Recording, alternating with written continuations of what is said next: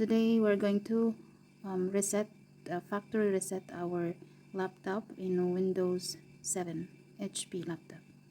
And first you have to go to Start and Control Panel, then System and Security, and then go to Backup and Restore, and after that you must go to Recover System Settings or your computer,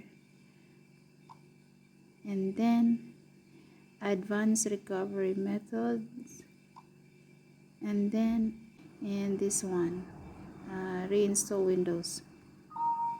And then, do you have Windows installation disk? I will say yes.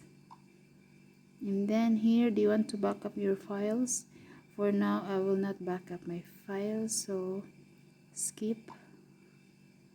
And after that, restart your computer and continue to recovery. Restart. That's it.